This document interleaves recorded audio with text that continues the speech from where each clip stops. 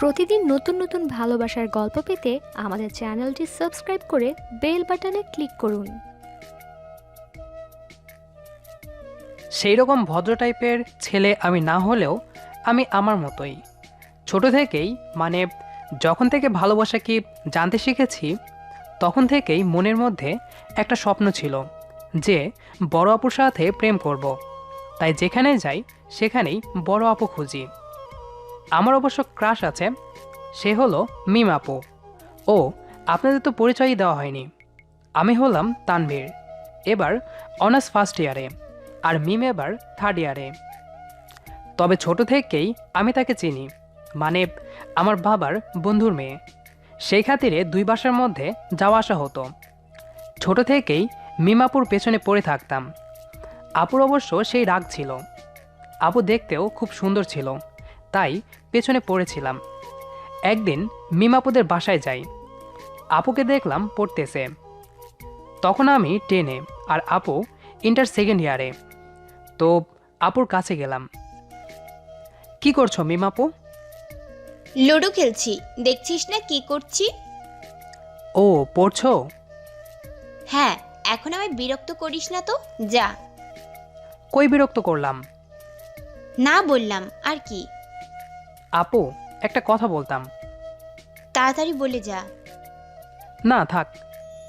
কি বলবি বল। থাক আর না বলি। বেশি ঢং না করে বলে ফেল। আপু আমি না তোমাকে। কি? আমাকে? যা, আমার লজ্জা করে। ওই, তুই না ছেলে, ছেলেদের লজ্জা থাকে না? থাকে না? ও আচ্ছা, এত করে যখন বলছো বলেই ফেলি। আমি তোমাকে ভালোবাসি। কুত্তা, তুই দাঁড়া। আম্মু, আমার ঘরে ঝাড়ুটা কই? বড় বোনকে প্রপোজ করছিস? তোর থেকে আমি 3 বছরের বড়, তুই দাঁড়া। না আপু, 2 বছরের। আমি 1 বছর যাইনি, আর 1 বছর পড়েছি। তাতে কি, বড় তো নাকি? আর তুই এখনো এসএসসি পাস করলি না, আর প্রেম? দাঁড়া তুই, তোর অবস্থা আমি খারাপ করবো আজকে। এত বড় হুমকি দিলে তো বিড়ালও পালাবে, আর আমি তো মানুষ। এই কই যাস, দাঁড়া। আন্টি দেখো না, মিমাপু নাকি আমাকে মারবে। কেন রে মিম, আমার ছেলেটাকে মারতে চাচ্ছিস? আন্টিদের ছেলে নেই, তাই আমাকে ছেলের মতো ভালোবাসে। তুমি জানো তানভীর কি করছে? ও আমাকে প্রপোজ করছে। কি রে তানভীর, এটা কি সত্যি? হ্যাঁ আন্টি, করেছি। আমি মিমাপুকে বোনের মতো ভালোবাসি। ডাহা মিথ্যা কথা বললাম। ও, এই জন্য তুই মারবি? না মা, ওই মিথ্যা বলছে। অনেক হয়েছে, এখন গিয়ে পড়তে বস। আর তানভীর, তুই আয়, এসে খাওয়া দাওয়া কর। কিন্তু মা। কোনো কিন্তু না, যা গিয়ে পড়তে বস। আচ্ছা। যাওয়ার সময় একটা ফ্লাইং কিস দিলাম। মারতে আসতে লাগলো, আর আমি দৌড়ে আন্টির কাছে গেলাম। এই তো জ্বালানো শুরু হলো মিমাপুকে। মিমাপুকে সময় অসময়ে ভালোবাসি বলতাম, আর মিমাপু রেগে গিয়ে মাঝে মাঝে উত্তম মাধ্যম দিত। ছোট ছিলাম তো, তাই কিছু মনে করতাম না। মনে রাখবেন, 18 বছরের নিচে সবাই শিশু। আপু ইন্টারে ভালো ফলাফল করলো, আর একটা ভালো ভার্সিটিতে চান্স পেল, তাই চলে গেলাম সেখানে। মজা করতে করতে কখন যে ভালোবেসে ফেলেছি নিজেও জানি না। তাই 2 বছর অনেক কষ্ট করে পড়ে ইন্টার দিলাম, ভালো রেজাল্ট করলাম, আর আপুর ভার্সিটিতেই চান্স নিলাম। ভালো রেজাল্ট থাকায় বেশি কষ্টও করতে হয়নি, তাই হয়ে গেলাম ভর্তি। কিন্তু মিমাপু জানে না যে আমি ওখানেই ভর্তি হয়েছি। তো গেলাম প্রথম দিন। আমার কয়েকজন বন্ধুও সেখানে ভর্তি হয়েছে, তাদের সাথে দেখা করে ক্লাস করতে গেলাম। ক্লাস করে বের হচ্ছি, এমন সময় মিমাপুর সাথে দেখা। আমায় দেখে তো চমকে উঠল। তুই এখানে? কেন, চান্স পেতে পারি না? না তা না, তবে হঠাৎ করে তোকে দেখলাম, বলিসনি তো। বলিনি, এমনি। বাহ, ভুলে গেলি? তোমারে ভুলিব কেমনে, আমার তো সব জুড়েই তুমি। আবার শুরু হয়ে গেলি? তোমার জন্যই তো এখানে আসা। মার খেতে চাস নাকি? তোমার হাতে বিষও খেতে পারি, মারটা আবার কি? বাদ দিবি? আচ্ছা ঠিক আছে, অনেক সময় আছে। কিসের? কিছু না। আচ্ছা বল, আন্টি আঙ্কেল কেমন আছে? ইস রে, নিজের শ্বশুর শাশুড়িকে আঙ্কেল আন্টি বলে, কি মাইয়া! কি বললি? মনের কথাও শুনতে পাই নাকি? কি তা কমো, আমি কিছু বলিনি তো। আমি যা জিজ্ঞাসা করলাম। ও আছে, ভালোই। আচ্ছা, এখানে যেহেতু থাকবি, কোনো কিছুর প্রয়োজন হলে বলবি, আর বাদরামিটা একটু কম হলেই চলবে। আমি তো তোমার সাথে বাদরামি করার জন্যই এখানে এসেছি, খালি দেখতে যাও। আচ্ছা আচ্ছা, ঠিক আছে। আচ্ছা। এভাবে শুরু হলো ভার্সিটির যাত্রাপথ আমার, আর তার পেছনেই লেগে থাকা। ভার্সিটিতে আসার পর থেকেই সারাক্ষণ মিমাপুর পেছনে লেগে থাকি। সে যেখানে যাই আমি তার পেছনে পেছনে যাই। ক্লাসের সময়টা ব্যতীত সবসময় তাকে জ্বালাতে লাগলাম। তার বান্ধবীদের সাথে থাকলে তাদের সাথে মজা করতাম। সবাই ভাবতো আমি তাদের সমবয়সী, কারণ আমি তো সবসময় তাদের পেছনে লেগেছিলাম। একদিন ভার্সিটিতে আসার পর জানতে পারি মিমাপু আসেনি। মনটা খারাপ হয়ে গেল অনেক। যেহেতু আমাদের দুজনের বাসাই অন্য শহরে, তাই আমরা হোস্টেলে থাকতাম। আমি জানতাম না সে কেন আসেনি, তাই তার হোস্টেলের সামনে যাই। তারপর মিমাপুর এক বান্ধবীকে ফোন দিয়ে আসতে বলি। নীলা আপু, মিমাপুর কি হয়েছে, আজকে আসলো না যে? মিম একটু অসুস্থ, কি হয়েছে? ওর জ্বর আসছে। ডাক্তার দেখানো হয়েছে মিমাপুকে? না, কে নিয়ে যাবে? আচ্ছা আমি আসতেছি, মিমাপুকে নিয়ে নিচে আসো। ঠিক আছে। তারপর নীলা আপু মিমাপুকে নিয়ে আসলো। আমি মাথায় হাত দিলাম মিমাপুর, দেখি প্রচণ্ড গরম। তারপর তাকে নিয়ে হাসপাতালে গেলাম, ডাক্তার দেখালাম। আসার সময় দুজনে চুপ আছি। তোমার গায়ে এত জ্বর, আমি ফোন তো করতে পারতে একটা। ওই, আমি তোর আপু হই, সেভাবে কথা বল। আচ্ছা বলছি। আপু, তোমার গায়ে এত জ্বর, আমি তো ফোন দিতে পারতে একটা, তাই না? তোকে কেন ফোন দিব? আচ্ছা মা, আমার তোমাকে প্রশ্ন করায় ভুল হয়ে গেছে, মাফ করে দাও আমায়। কি? আমি তোর মা? ওই, আমি কোন দিক দিয়ে তোর মা লাগি? না আপু, আমার ভুল হয়ে গেছে, দয়া করে আমায় মাফ করে দিন। আর বেয়াদবি করবি না আমার সাথে, সব সময় আপু ডাকবি, ঠিক আছে? জান বাঁচলে লাখো উপায়, এই সময় এই মেয়ের হাত থেকে বাঁচা ফরজ, তাই রাজি হয়ে গেলাম। হ্যাঁ হ্যাঁ, ঠিক আছে আপু। গুড। এখন আমায় নামিয়ে দে। আর আব্বু আম্মুকে এই ব্যাপারে একদম বলবি না যে আমি অসুস্থ। আচ্ছা। আমি গেলাম। দেখো না খালি কি করি, তোমায় তো আমি আমার বউ বানিয়েই ছাড়ব। তারপর আঙ্কেলকে ফোন। Hello uncle. হ্যাঁ তানভীর বাবা, বলো। আঙ্কেল, মিমাপু তো অনেক অসুস্থ, ভাগ্যিস আমি ছিলাম এখানে, তাই হাসপাতালে নিয়ে যেয়ে ডাক্তার দেখে আনলাম। কি হয়েছিল মিমের?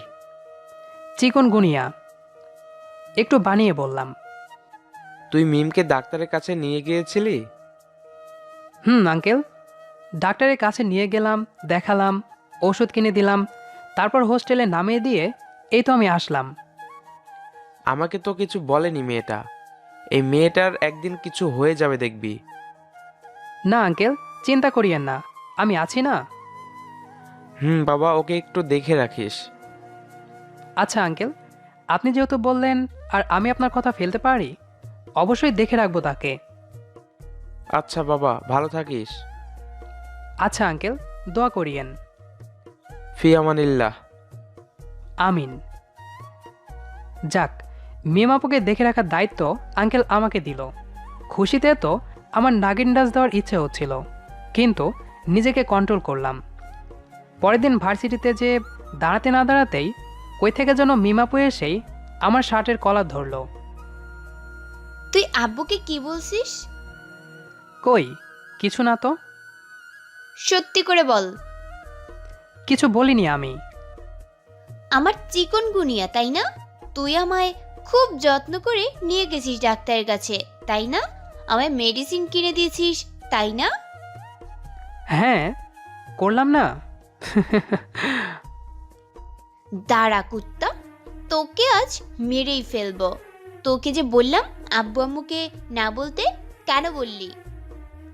ভাবলাম আমি যে এত ভালো কাজ করলাম তা আমার শ্বশুর শাশুড়িকে জানানো উচিত। তাদের জামাই এত ভালো, এটা তাদের জানানো দরকার না?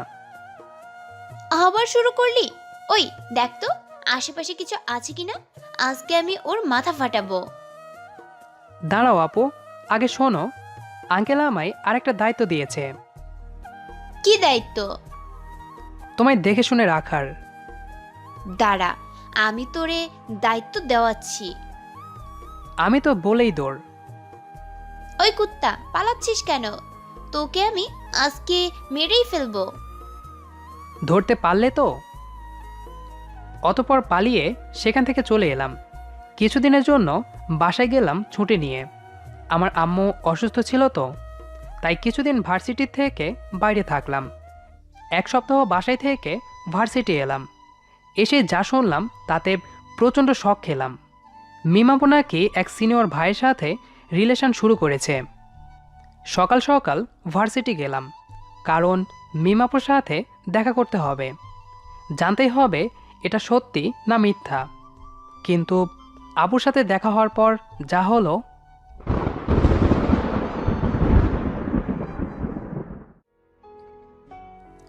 ভার্সিটিতে অনেক সকালবেলা আসার কারণে বসে থাকতে হচ্ছে। এদিকে মনও ভালো না।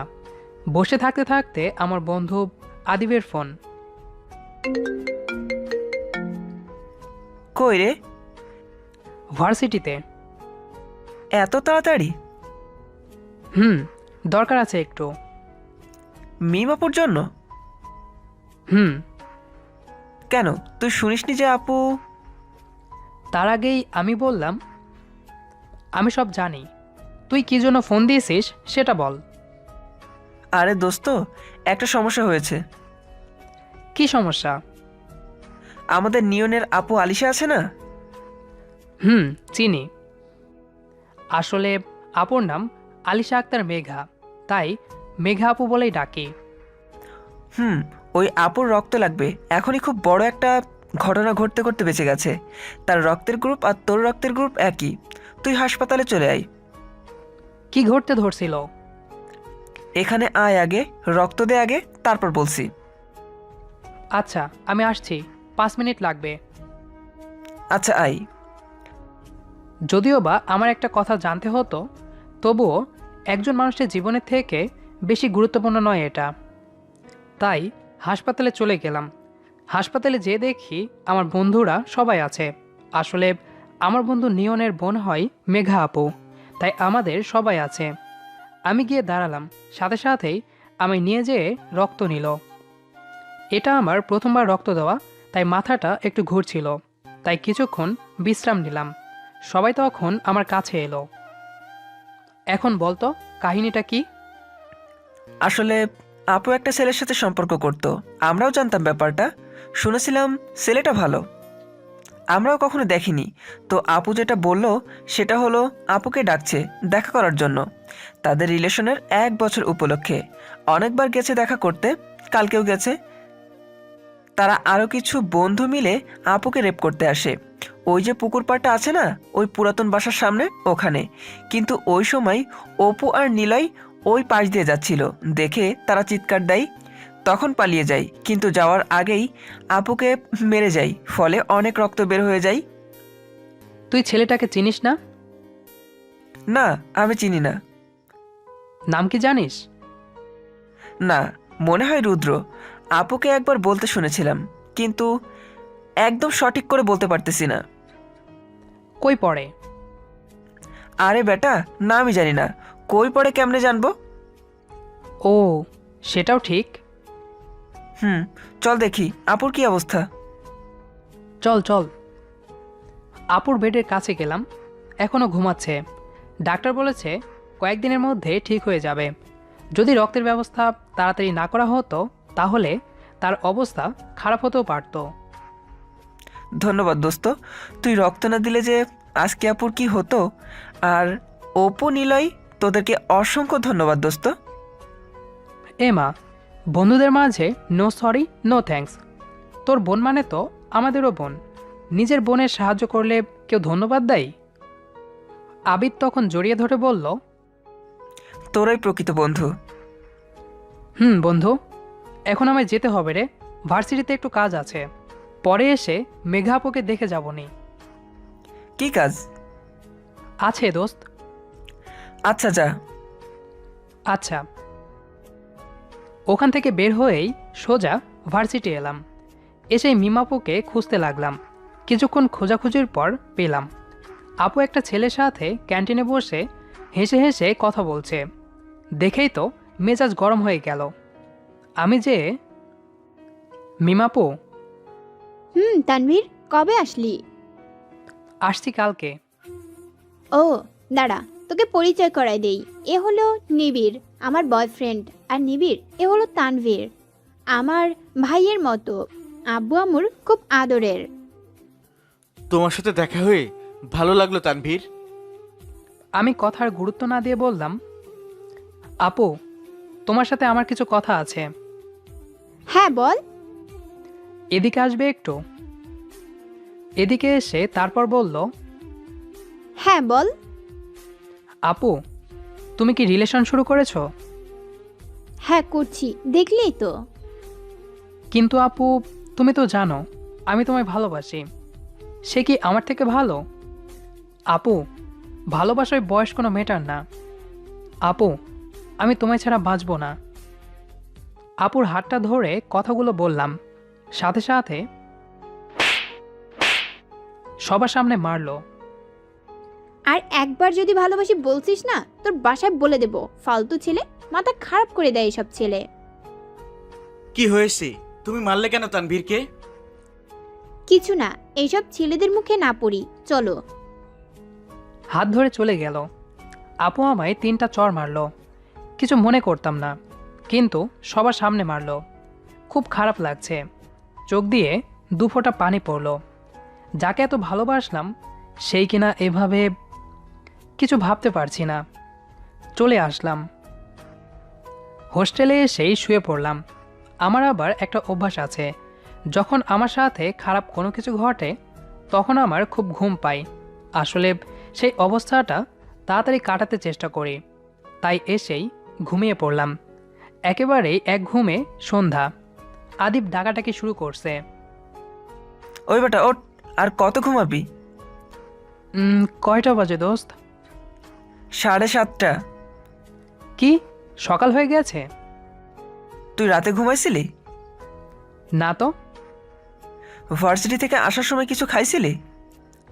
ওই কি বলিস, আমি এগুলো খাই? তাহলে তুই 12টা থেকে 7:30 পর্যন্ত কেমনে ঘুমালি ভাই? জানি না, খারাপ লাগছিল তো। কেন, কি হয়েছে? না, কিছু হয়নি। তুই বলবি না? আরে পরে বলবো। আচ্ছা চল এখন। কই যাব? মেঘা আপুকে দেখতে যাবি না? হ্যাঁ যাব তো। আপুর জ্ঞান ফিরেছে? দুপুরেই। তুই মরার মতো ঘুমোচ্ছিলি, তাই ডাকিনি। আমি গেছিলাম দেখা করতে। ও, কেমন আছে এখন? আলহামদুলিল্লাহ, মোটামুটি ভালোই। গেলেই দেখতে পারবি। আচ্ছা, আগে কিছু খেতে হবে দোস্ত, সকাল থেকে কিছুই খাইনি। তোর জন্য খাবার রাখা আছে, খেয়ে নে।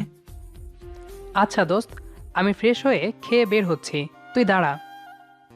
আমি আছি, তুই তাড়াতাড়ি কর। আচ্ছা। ঘুমটা হয়ে ভালো লাগছে। শুধু ভালো না, অনেক ভালোই লাগছিল। হালকা হালকা অনুভব হচ্ছে শরীরটার মধ্যে। রাতের বেলা গোসল করলাম, আরও ফ্রেশ লাগছে এখন। খাওয়া দাওয়া করে বের হলাম মেঘা আপুকে দেখতে। এতক্ষণ সময় আমার সাথে যে সকালে কি হয়েছিল তা মনেই ছিল না। স্বাভাবিকভাবেই আপুকে দেখার জন্য গেলাম। হাসপাতাল আমাদের মেস থেকে খানিকটা দূরে, তাই আমরা রিক্সা করে গেলাম। হাসপাতালে ঢোকার পর আপুর বেডের কাছে গেলাম। যে দেখি আপু শুয়ে আছে। তবে দেখে মনে হচ্ছে আগের থেকে ভালো অবস্থায় আছে। আন্টির সাথে কথা বলছিল, সাথে আঙ্কেল ও নিয়ন আছে। আমাদের দেখে, তানভীর কেমন আছো? যেহেতু নিয়নের বোন, তাই আগে থেকেই চিনতো আমাদের। ভালো আছে আপু, তোমার অবস্থা এখন কেমন? আগের থেকে ভালো। জ্ঞান ফেরার পর থেকে ভালো লাগছে। শুনলাম তুমি নাকি আমায় রক্ত দিয়েছো। অনেক ধন্যবাদ তোমাকে। এগুলা কি বলছো আপু? তুমি নিয়নের বোন মানে আমাদেরও বোন। নিজের বোনকে রক্ত দিলে বুঝি ধন্যবাদ বলতে হয়? ভুল হয়ে গেছে। তোমাকে দেখে ভালো লাগছে আপু। আপু, তোমার থেকে কিছু জানা ছিল। ওই ব্যাপারে বলতে চাইছো? হুম। আচ্ছা বলো, কি শুনবে? ছেলেটা কে? ওর নাম রিয়ান। কিন্তু নিয়ন যে বলল রুদ্র। না না, রুদ্র তো আমার বন্ধু। ও আচ্ছা। কতদিন থেকে তোমাদের সম্পর্ক? 1.5 বছর। এবার বিস্তারিত বলো একটু। মানে যদি না কোনো প্রবলেম থাকে তোমার বলতে তো। না না, কোনো প্রবলেম নেই। আসলে রিয়ানের সাথে সম্পর্কটা শুরু হয় 1.5 বছর আগে। সে অনেক ভালো একটা ছেলে ছিল। সবাই বলতো, সবার সাথেই ভালো ব্যবহার করত। যেহেতু সে নতুন ছিল, তাই কেউ তার পরিচয় ভালো করে জানতো না। আমাদের 2 ব্যাচ সিনিয়র ছিল, সবাই পছন্দ করতো তাকে। তো একদিন সে হঠাৎ করে আমায় প্রপোজ করে। আমি আবার তার থেকে কিছুদিন সময় নিই ভাবার জন্য। দেখলাম সে ভালো, একটা ভালো পরিচয় আছে তার কলেজে, তাই রাজি হয়ে যায়।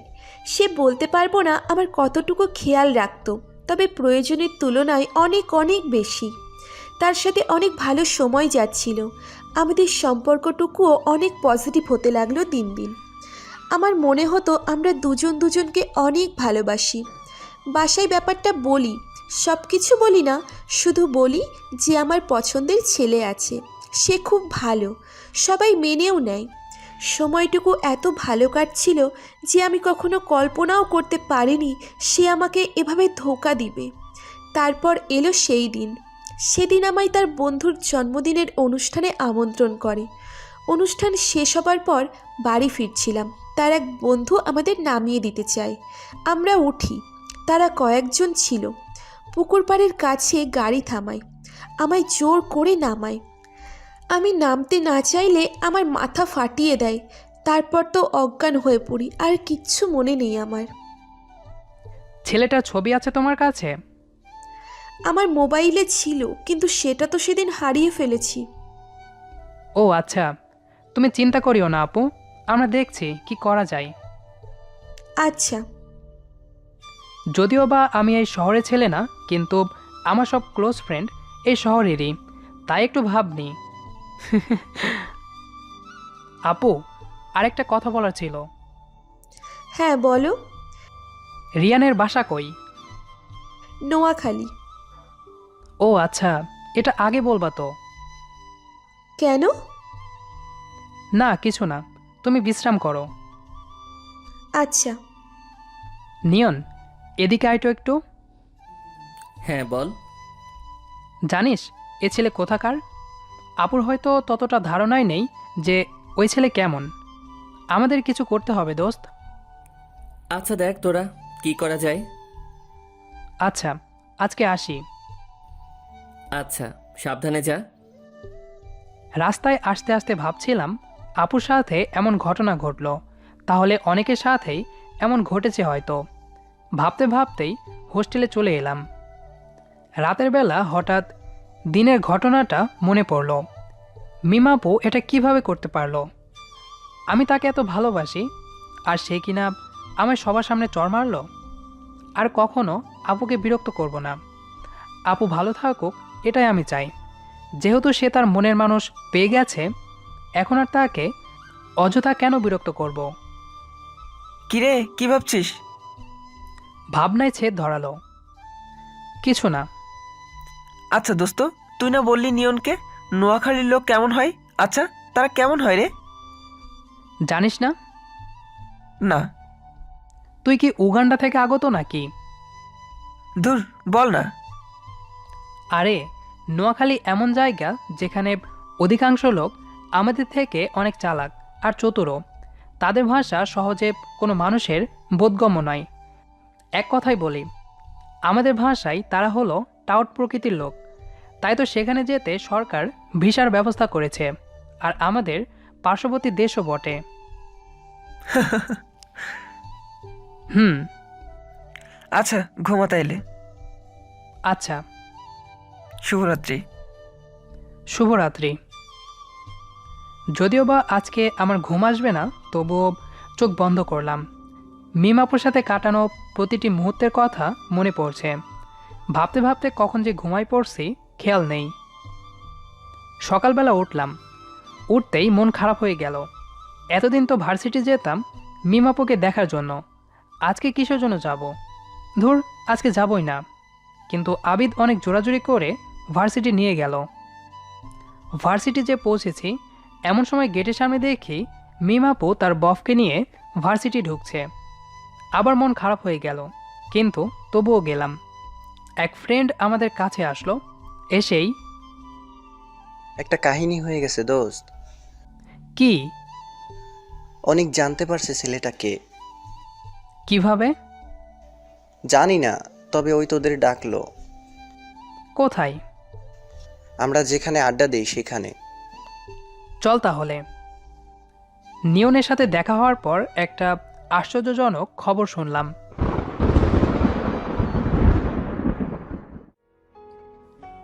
রিয়ানের সাথে দেখা হওয়ার পর থেকেই মাথার ভেতর একটা জিনিস ঢুকছে না। কি বিষয় জানতে পারলো নিয়ন? শুধু আগ্রহটা বাড়ছে। তাই দেরি না করে আমরা সবাই যেখানে আড্ডা দেই সেখানে গেলাম। আমরা ভার্সিটির বড় গাছের নিচে আড্ডা দিতাম সব বন্ধুরা মিলে, তাই সেখানে গেলাম। গিয়ে দেখি সেখানে নিয়ন সহ আমাদের কয়েকজন বন্ধু বসে আছে।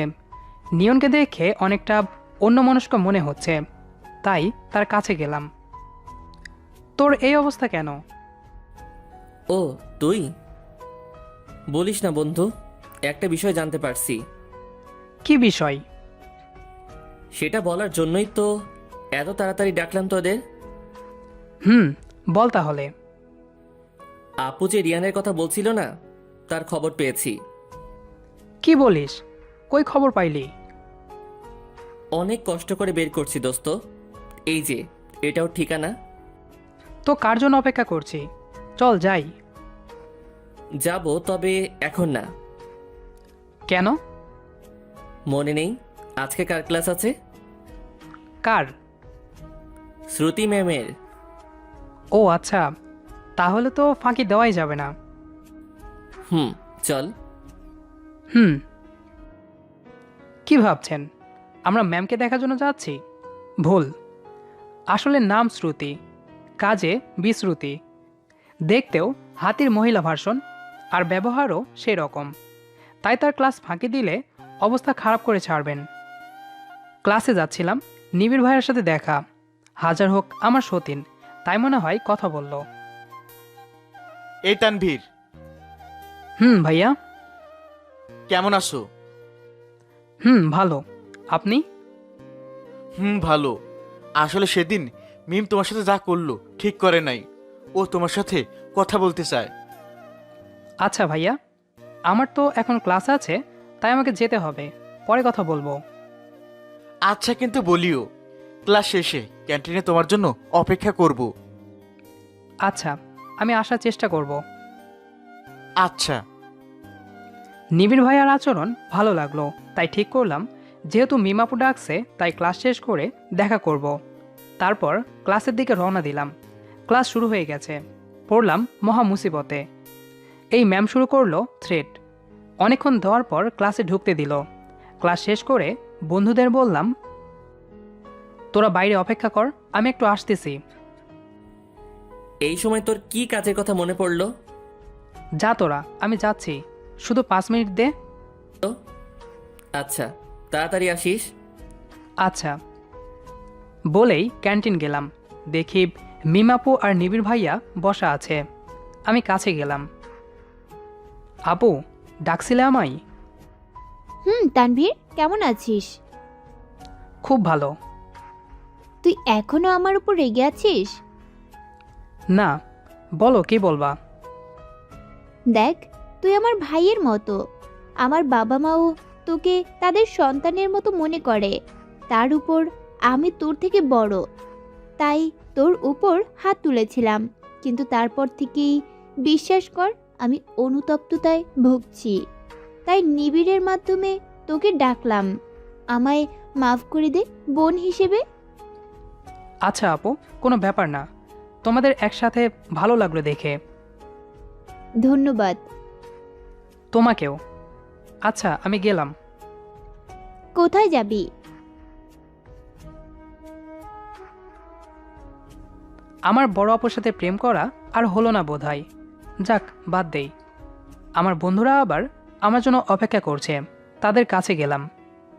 সবাই মিলে রিয়ানের বাসায় যাই। তার বাসায় গিয়ে তাকে পাই, তাকে নিয়ে তার বন্ধুদের কাছে যাই, তাদের সবাইকে নিয়ে আসি। ভাবছেন কি হচ্ছে, তাই না? দেখতে থাকুন। বলেছিলাম না, আমার বন্ধুরা সবাই স্থানীয়, আমি আর অপু শুধু বাইরের। আবিদের চাচ্চু রাজনীতির লোক, তাই তার সাহায্যে সবাইকে ধরে ফেলি। বেশি বেগ পেতে হয়নি। তারপর তাদের সবাইকে নিয়ে আসি মেঘা আপুদের বাসায়। মেঘা আপু রিয়ানকে দুটো থাপ্পড় মারে। সবাই তার কাছে ক্ষমা চাই। তারপর আমরা সবাইকে পুলিশের হাতে তুলে দেই। এ সব কিছুর প্ল্যান করেছিলাম আমি। যেহেতু আমাদের কাছে প্রমাণ আছে, সেহেতু সহজে ছাড়া পাবে না। মেঘা আপু তাড়াতাড়ি সুস্থ হওয়ায় তাকে আজকেই হাসপাতাল থেকে ছেড়ে দেয়। আর আজকে সবাইকে ধরতে পারায় আপু খুব খুশি। তানভীর, জি আপু। অনেক ধন্যবাদ তোমাকে। আরে, এসব দিতে মানা করছিলাম না? দেওয়া জরুরি ছিল তাই দিয়েছি। মানে? কিছু না। আচ্ছা আপু, আমি গেলাম। আচ্ছা নিজের খেয়াল রেখো। আচ্ছা, বাই। বাই। তারপর আন্টি অনেক জোরাজুরি করে আমাদের খাওয়ালো। খাওয়া দাওয়ার পর হোস্টেলে চলে এলাম। রাতে আবার মিমাপুর কথা মনে পড়লো। হা হা হা, সব শেষ। ফেসবুকে গেলাম, সেখানে আপু আবার স্ট্যাটাস দিছে, in an open relationship with নিবিড় হোসাইন। এটা দেখে আবারও খারাপ লাগলো। বের হয়ে আসলাম ফেসবুক থেকে। রুমের বাইরে গেলাম, ভাবছি আমার আশা শেষ, আর বড় আপুর সাথে প্রেম করা হলো না। ভাবতে ভাবতেই একটা আননোন নাম্বার থেকে ফোন এলো। হ্যালো, হ্যালো, কে বলছেন? চিনতে পারোনি? না, কে বলছেন? আরে আমি মেঘা। ও আচ্ছা, মেঘা আপু। তোমার নাম্বার সেভ করা নাই তো? ও আচ্ছা। এখন কেমন আছো আপু? যেমনটা দেখে গেলে ঠিক তেমনি আছি। ও থাকা ভালো। খাওয়া দাওয়া করলা? কি বলছো? তোমাদের বাসায় না খেয়ে আসলাম, পাশেই তো তুমি ছিলে। ইস, মনে ছিল না। মন কোথায় থাকে? মনে মনে হয় আবার হারিয়ে গেছে। তাই বুঝি? তাহলে এবার ভালো না খারাপের কাছে গেছে? ভালোর কাছেই গেছে। বাহ, বুঝেই ফেলেছো। দেখলে তো বুঝবই, তাই না? এত তাড়াতাড়ি মন হারাই গেল?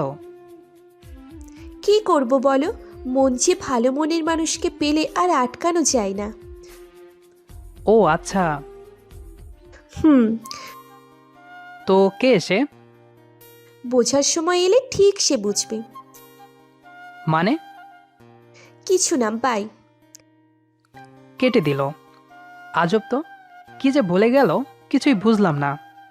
যাই, অনেক রাত হয়েছে, ঘুমাতে হবে। সারাদিন অনেক ধকল গেছে। সকালবেলা ফ্রেশ হচ্ছিলাম, দেখি নিয়নের ফোন। হ্যাঁ বল। দোস্ত, একটা কাজ করতে পারবি? কি কাজ? মেঘা আপুকে একটু কলেজে নিয়ে যাবি? আসলে আমি এই নিয়ে যেতাম, কিন্তু আমার একটা কাজ আছে, তাই যদি তুই নিয়ে যাইতি। আচ্ছা, আমি নিয়ে যাব এখন। ধন্যবাদ দোস্ত। হুর শালা। হুম। হ্যাঁ। আরে আসিস। আচ্ছা। তারপর গেলাম মেঘা আপুদের বাসায়। যে দেখি আপু আগে থেকেই তৈরি আছে, তাই আপুকে নিয়ে কলেজের দিকে রওনা হলাম। মেঘা আপুকে নিয়ে ভার্সিটিতে এলাম। সারা রাস্তায় আপু আমার দিকে সরে আসছিল। নিজের ভেতর কেমন যেন একটা কিছু কাজ করছে, তাই তাড়াতাড়ি ভাড়া মিটিয়ে কলেজের দিকে গেলাম। আপু পেছন থেকে অনেকবার ডাকলো, আমি না শোনার ভান করে গেলাম। ক্লাসে ঢুকলাম। এদিকে ক্লাস চলছে আর ওইদিকে আমি ভাবছি কি হচ্ছে আমার সাথে। মেঘা আপু কি আমার প্রেমে পড়ে গেল? না না, এটা কিভাবে সম্ভব? আমার মাথায় কিছুই ঢুকছে না। কি যে হচ্ছে? একদিক থেকে মনে হচ্ছে যে যাক, আমার আশা পূরণ হবে। অন্যদিকে মনে হচ্ছে না, আপু শুধু ফ্রেন্ডলি ব্যবহার করছে আমার সাথে। ভাই, এই চিন্তায় মনে হচ্ছে পাগল হয়ে যাব আমি। কিন্তু আছে না আমার কিছু কলিজার বন্ধু, তারা থাকতে এত তাড়াতাড়ি পাগল হয় কিভাবে? কি ব্যাপার দোস্ত, কিসের এত ভাবনা তোমার? আরে না, কিছু না। না না, কিছু তো আছে, আমাদের কাছেও লুকাবি? দোস্ত, আমাদের মনে হয় প্রেমে পড়ছে। তুই বেশি বুঝিস না। হুম, আমায় তো বুঝতেই হবে রে। ভাই, তুই বুঝতে থাক, আমি গেলাম। কই যাস? আগে ট্রিট তো দে। কিসের জন্য? সেটা পরে বুঝতে পারবি, আগে ট্রিট দে। আমি ভাবতাম যে এই ব্যাটারা আমার অবস্থা না বুঝলেও তুই সারাক্ষণ আমার সাথে থাকিস, তুই আমার ব্যাপারটা বুঝবি। এখন তো দেখি তুইও আমার পকেট খালি করার ওপর লেগে আছিস। অত শত কথা বাদ দে, এখন বল দিবি কিনা। আরে ভাই, বলবি তো, কিসের জন্য ট্রিট চাচ্ছিস? বন্ধুর কাছ থেকে ট্রিট চাচ্ছি, সেখানেও তুই কারণ খুঁজছিস? যা, লাগবে না। এই ইমোশনাল কালো মেইলগুলা করবি না, মেরে ভত্তা বানাই দিমু। হাসবি না, খেতে যাবি? চল চল, সময় নষ্ট করিস না। তানভীর কখন রং পাল্টায় তার কোনো ওয়ারেন্টি নাই। ওই শালা, চুপ থাক। আচ্ছা দুলা ভাই। বাহ বাহ, ভালো, চল। হুম, চল সবাই। ভাবলাম বন্ধু হয়, মানিব্যাগের একটু সম্মান রাখবে। 500 নিয়ে গেছিলাম, হাতে একটা চকলেট ধরাই দিল। তার মধ্যে আবার আমি কিছুই খাইনি, মানে 3 জনে আমার 500 টাকা 30 মিনিটেই শেষ করলো। হায় রে বন্ধু, তোরা মহান। ক্যান্টিন থেকে বের হচ্ছি, দেখি মিমাপু আসছে, সাথে নিবিড় ভাইয়া ছিল না। আমাকে দেখে, তানভীর যে, কেমন আছিস? ভালো আপু, আপনি? না রে, তোর নিবিড় ভাইয়া অসুস্থ তো। নিবিড় ভাইয়া অসুস্থ আর ভালো নেই মিমাপু। কি ভালোবাসা, মনে মনে বলছিলাম। কি হয়েছে ভাইয়ার? আর বলিস না, কালকে হাত কেটে ফেলছে, কি জানি কাটতে যেয়ে। কতগুলো সেলাই দিল? না, সেলাই দেয়নি, হাতে ব্যান্ডেজ টেপ দিছে। কি? হুম। মাইরালা, সামান্য হাত কাটার জন্য এমন রিয়াকশন? বড় কিছু হইলে তো মনে হয় হার্ট অ্যাটাক করবে এই মেয়ে। আপু, আমি যাই, আমার একটু কাজ আছে। এখানে থাকলে আমি পাগল হয়ে যাব মিমাপুর কথা শুনে। প্রেমে পড়লে মানুষ নাকি বিবেক বুদ্ধি হারাই ফেলে, কথাটা শুনেছিলাম, আজকে নিজের চোখে দেখলাম। ভালো হয়েছে এই মেয়ের পেছনে ঘোরা বাদ দিছি, নইলে নিজের সাথে আমাকেও পাগল বানাই দিত। আচ্ছা যা। বলেই কেটে পড়লাম। যাক বাবা, বাঁচলাম। গেট দিয়ে বের হচ্ছিলাম, সাথে আছে অপু। এমন সময় পেছন থেকে মেঘা আপুর ডাক। এই তানভীর, জি আপু, বলো। তোমার সাথে কিছু কথা আছে। বলো। আপু, একটু সামনে চাও তো। অপু সামনে যাওয়ার সাথে সাথেই আমার শার্টের কলার ধরলো। ওই ক্যান্টিনের সামনে যে মেয়ের সাথে কথা বললা, সে কে? মিম আপু। তার নাম যে মিম তা আমি জানি, এবং এও জানি সে আমাদের থেকে সিনিয়র, কিন্তু তার সাথে কথা বলবে কেন তুমি? আরে মিম আপু আমার আপু হয়, আমার বাবার বন্ধুর মেয়ে। আমরা ছোট থেকেই একসাথে বড় হয়েছি। আগের কথা বাদ, এখন থেকে কোনো মেয়ের সাথে কথা বলবা না, ঠিক আছে? দাঁড়াও, কেন শুনবো তোমার কথা? কারণ আমি বলছি তাই শুনবা। আর যদি না শুনি? তাহলে তোমায় ছুরি দিয়ে কেটে তোমার টুকরোগুলো পানিতে ফেলিয়ে দেব। বলেই চলে গেল। আর হ্যাঁ, আমি কিছু বলার সুযোগ না দিয়ে। মেঘা আপুর এমন রূপ দেখে আমি সত্যি শিহরিত।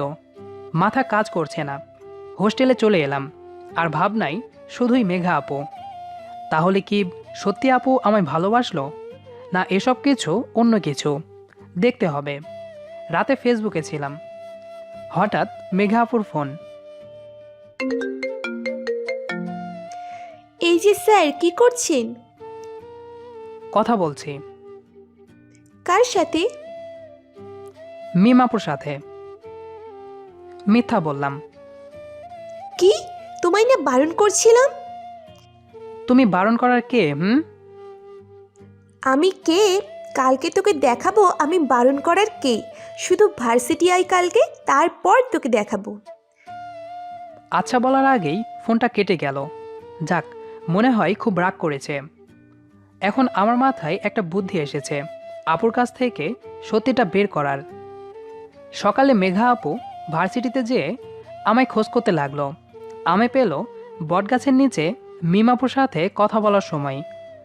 শুধু দেখলাম চোখ মুছল, তারপর চলে গেল।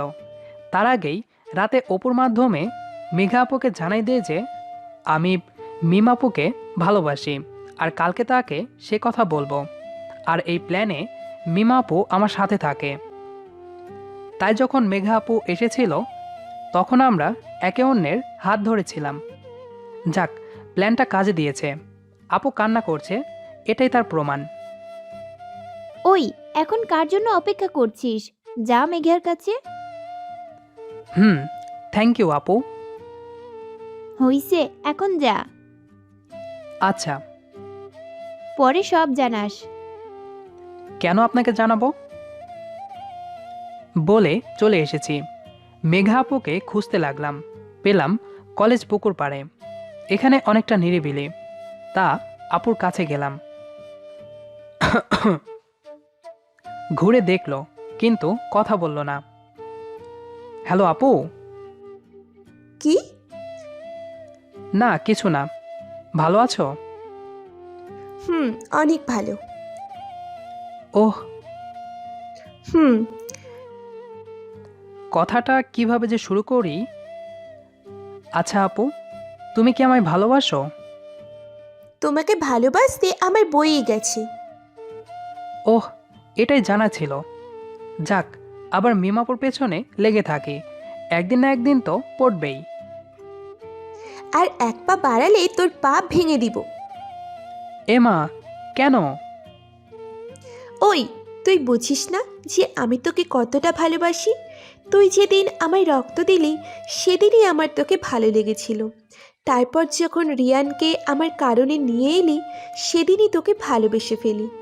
এতদিন তোকে বোঝার চেষ্টা করালাম, আর তুই বুঝলি না আমি তোকে কতটা ভালোবাসি। এসব নাটক ছিল। কি? নাটক ছিল। আজকে তোকে আমি সত্যিই মেরে ফেলবো শয়তান। আমি দিলাম দৌড়। শেষ পর্যন্ত কি না এমন বউ পেলাম। মেঘাপুর দৌড়ানি খেয়ে কোনো মতে বাঁচলাম। তবে একটা জিনিস জানলাম তো, যে মেঘা আপুও আমায় ভালোবাসে।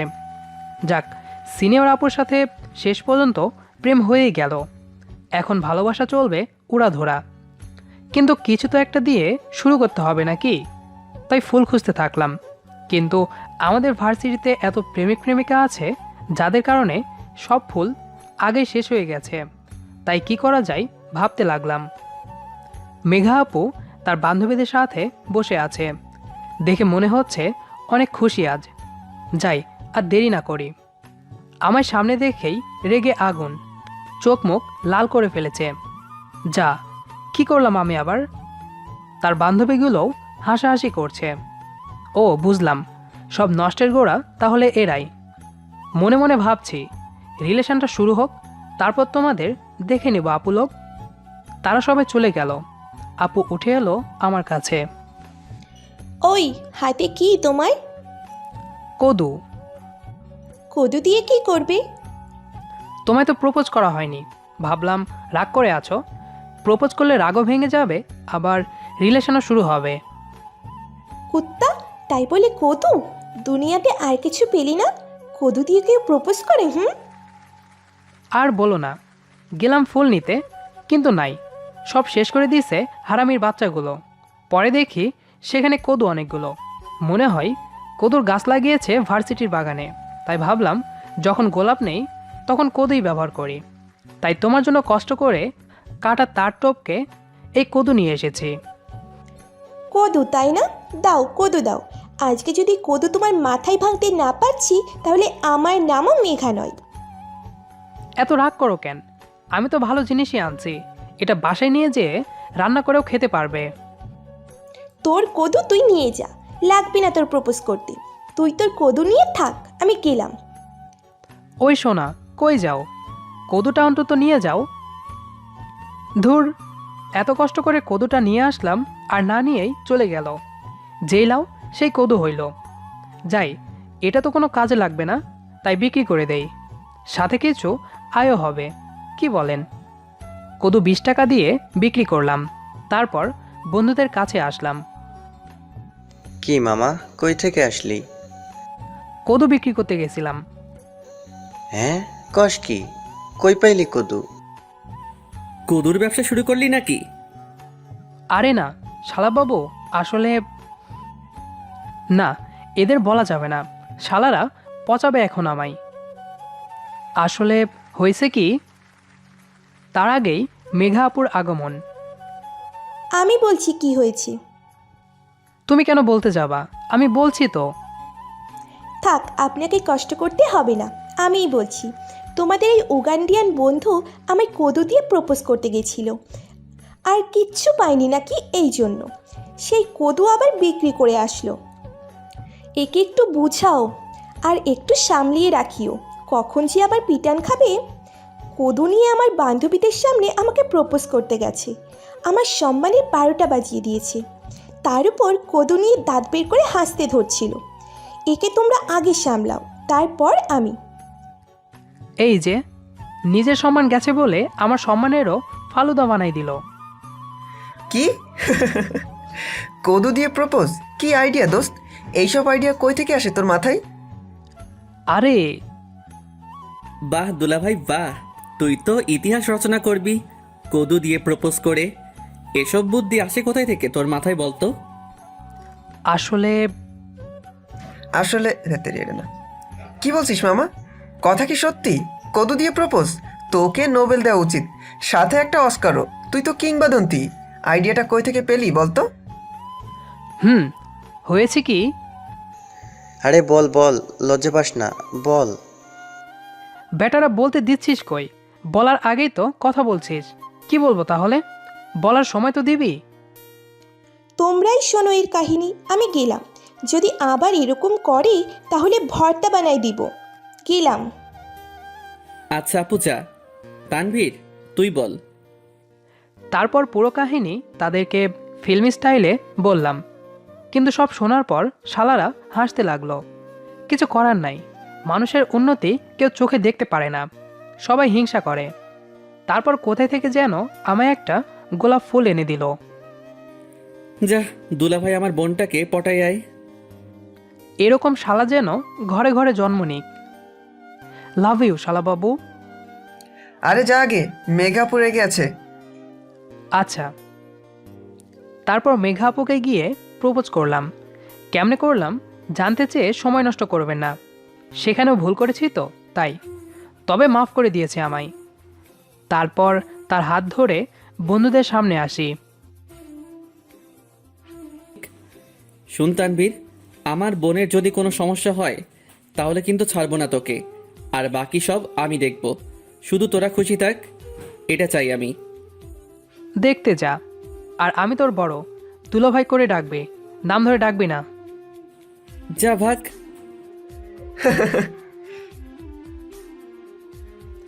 আমাদের রিলেশন শুরু হলো। বরফের সাথে প্রেম করার শখ তো অনেক আগেই পূরণ হয়েছে, এখন বিয়েটাও হবে। আজ আমাদের বিয়ে।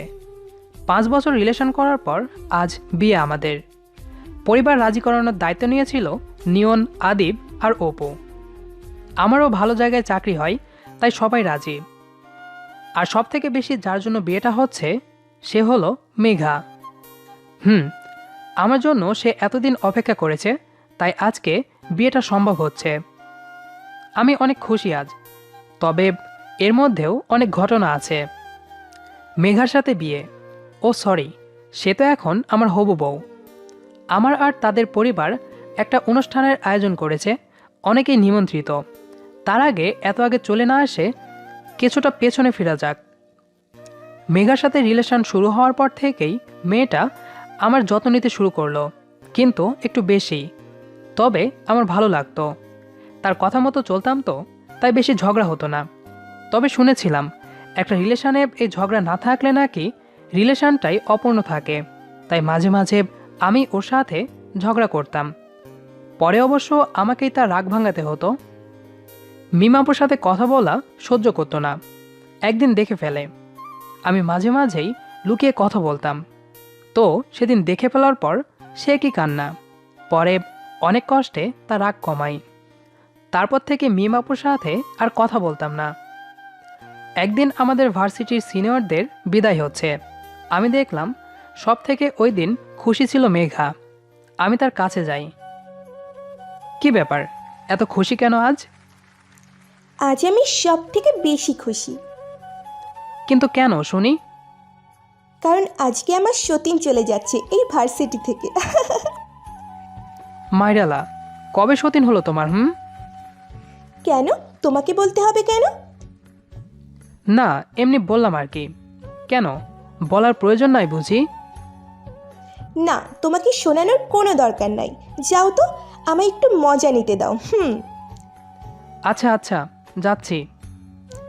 হুম পাগলিটা শুধু শুধু অনেক খুশি হয়েছিল সেদিন। তার তো একথা মনে ছিল না পরের বছর সেও চলে যাবে এই ভার্সিটি ছেড়ে, আর আমায় থাকতে হবে আরও একটি বছর। দেখতে দেখতে ওই বছরটিও শেষ হয়ে গেল। যেদিন শেষ দিন ভার্সিটিতে, সেদিন মেঘার সে কি কান্না। আরেকবার দেখতে হলো, সবার সামনে জড়িয়ে ধরেছিল আর কাঁদতে লাগলো। ওই পাগলি, এত কাঁদো কেন? শুধু তো ভার্সিটি ছাড়ছো, দূরে তো আর যাচ্ছ না। জানি না, আমি যাব না, আবার পড়বো। তোমাকে ছাড়া একা থাকতে পারবো না এই 1 বছর। পাগলামি একদম করবা না, ভালো করে পরীক্ষা দিবা। আর আমি তো সব সময় আছি তোমার সাথে। দেখো, এই 1 বছর দেখতে দেখতে কেটে যাবে। তারপর ভালো একটা চাকরি নিয়ে সোজা তোমার বাসায় যাব। আর সাথে তো সবসময় শালাবাবু আছেই। চিন্তা করিও না। অনেক কিছু বলে বোঝানোর পর পাগলিটা রাজি হয়। ভার্সিটি থেকে তার চলে যাওয়ার পর ভাবছিলাম একাকিত্ব বাড়বে, কিন্তু উল্টো আরও বেশি সম্পর্ক মজবুত হতে লাগলো।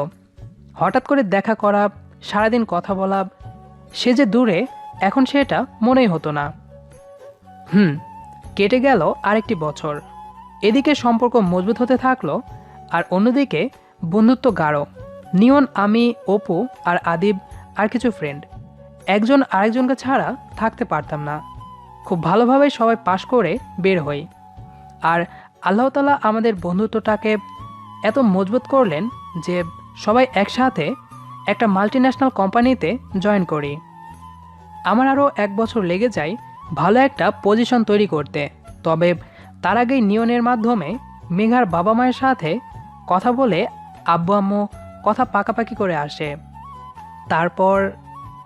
তারপর আজ বিয়ে। সবাই এসেছে, আমি আর মেঘা পাশাপাশি বসা। শাড়ি পরে মেয়েটাকে আরও সুন্দর লাগছে। ও, মিমাপুও এসেছে, সাথে তার কোলে একটা ফুটফুটে বাচ্চা মেয়ে। নিবিড় ভাইয়ার সাথে আপুর বিয়ে হয় 2 বছর আগে। সবাই খুশি। দেখো তো মিমাপুকে কেমন লাগছে। কি? এই, আমি কি করলাম আবার? শুধু জিজ্ঞাসা করলাম। আজকে তোমার বিয়ে, কিসের কি নিজের বউয়ের প্রশংসা করবে তা নয়, অন্যের বউয়ের দিকে নজর। এ মা, শুধু তো একটা কথা বললাম। মা, আজকে তুমি চলো, তোমার অবস্থা খারাপ হবেই শয়তান। এহ, আজকে না আমাদের বাসরাত? তোমার বাস্যটা বের করব আজ। না, এ হতে পারে না। অনেক হয়েছে, এবার থামো। Okay ma'am. স্যার। সত্যিকারের ভালোবাসাগুলোর মনে হয় এভাবেই সমাপ্তি হয়। বেঁচে থাকুক সবার ভালোবাসা। কি মামা, হয়ে যাক একটা সেলফি? হ্যাঁ, অবশ্যই। ভাবি রেডি? রেডি। ক্যামেরাবন্দি হলাম আমার সব থেকে প্রিয় 4 জন মানুষের সাথে। ভালো থাকুক তারা, আর আশা করি সব সময় সবাই একসাথেই থাকতে পারবো। সবার ভালোবাসাগুলো বেঁচে থাকুক। সবাই ভালো থাকবেন। পুরো গল্পটি আপনাদের কাছে কেমন লেগেছে সেটি অবশ্যই কমেন্ট করে জানাবেন। আর নিয়মিত এরকম ভালোবাসার ভিডিও পেতে আমাদের চ্যানেলটি সাবস্ক্রাইব করে আমাদের সাথেই থাকবেন। আর এখনও যারা সাবস্ক্রাইব করেননি তারা অবশ্যই সাবস্ক্রাইব করে দেবেন। ধন্যবাদ সবাইকে।